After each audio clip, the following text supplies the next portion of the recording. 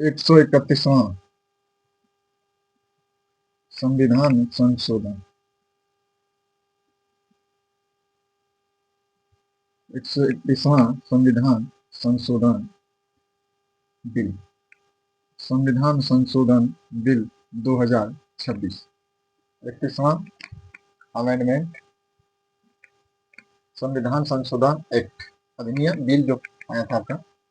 यह देखेंगे कि बिल जो है कि क्या था इसमें खास, इसमें जो आया है, जो बिल पेश किया गया था 31वें संविधान संशोधन बिल, इसमें बिल जो लाए गए थे इसमें तीन थे। एक था आपका परिसीमन, सरकार का कहना है कि हम लोग परिसीमन कराएंगे। महिला आरक्षण बिल, महिला आरक्षण बिल। एक था इसमें नारी बंधन अधिनियम। इसमें तीन बिल जो है कि लाए गए थे 31वें संविधान संशोधन के तहत। अब इसमें हम लोग देखेंगे कि क्या था मुद्दा, महिला आरक्षण का और परिसीमन का। महिला आरक्षण, महिला आरक्षण बिल, इसमें था क्या, आखिर जो कि सरकार इसे क्यों लाई, लाने का कोई उद्देश्य होता है। महिला आरक्षण इधर आएगी,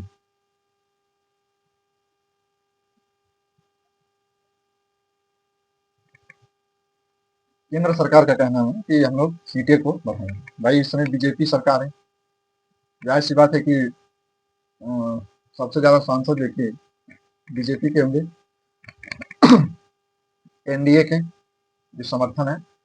इसमें क्या था कि महिला आरक्षण बिल में इस समय वर्तमान में जो सीट है लोकसभा में 543, लोकसभा में जो सीट है 543 है।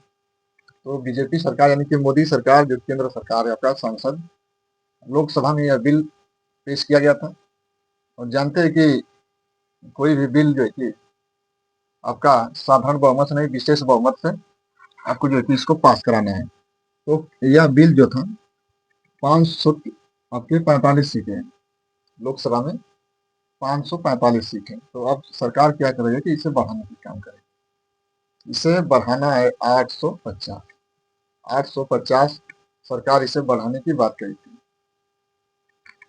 और विपक्ष में है सत्ता पक्ष, विपक्ष में है राहुल गांधी और सरकार है मोदी जी की। तो अब इसमें देखिए लोगों ने पकड़ा कि पहले तो परिसीमन कराना चाहिए, पहले जनगणना हुई नहीं है। 2011 की जनगणना के ही अनुसार देखिए नारी बंधन अधिनियम 2023 में लागू हो गया। नारी बंधन अधिनियम जनगणना होने के हुआ नहीं, तो 2011 की जनगणना को ही बेस मानकर, आधार मानकर ये महिला आरक्षण बिल जो की लाए थे। भाई 2011 में 2021 में हुई थी, हुई नहीं जनगणना, तो पहले जनगणना कराइए, सेंसस कराइए, इसके बाद जो है कि महिला आरक्षण बिल को लाइए।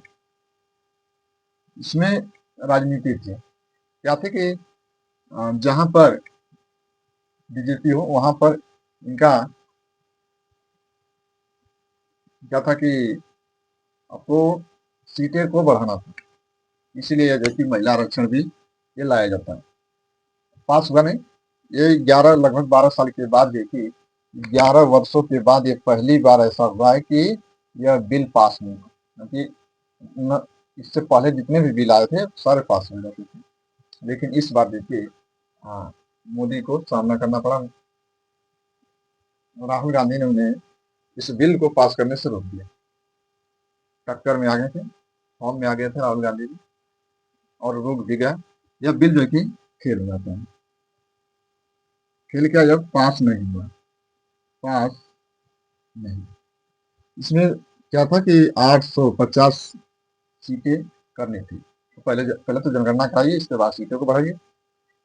इनका कहना नहीं है, पास होने के लिए आपको 2/3 बहुमत चाहिए, 2/3 बहुमत चाहिए इस बिल को, महिला आरक्षण बिल को। महिला आरक्षण बिल को पास करने के लिए 2/3 बहुमत चाहिए। 2/3 बहुमत का मतलब कि 352 वोट चाहिए। जब इस समय यह काम चल रहा था, यह प्रक्रिया चल रही थी कि महिला आरक्षण बिल को पास किया जाए, तो उस समय जो है कि संसद में जो मेंबर उपस्थित थे आपके 528 528 मेंबर इसमें उपस्थित थे, उस समय मौजूदा में थे।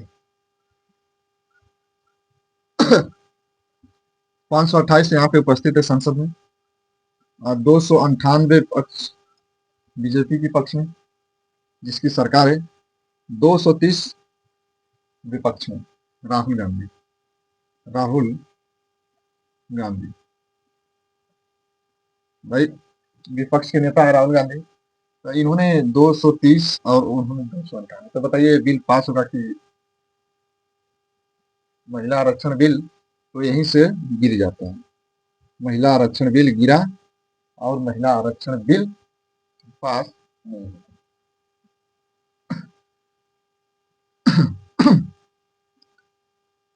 लोकसभा का उल्लेख आपका देख, राज्यसभा इसका एक ट्रिक होता है सरल, ठीक। संसद का उल्लेख 79, लोकसभा 80, राज्यसभा 81। तो ये जो है कि अनुच्छेद है।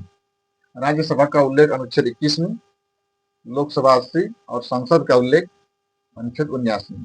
ये आपको याद होना। और इसमें क्या है कि जो भी संविधान संशोधन किए जाते हैं वो संविधान संशोधन आपके 368 के तहत देखिए संविधान संशोधन किया जाता है। अनुच्छेद जो है कि 368, यही क्या है, संविधान संशोधन है।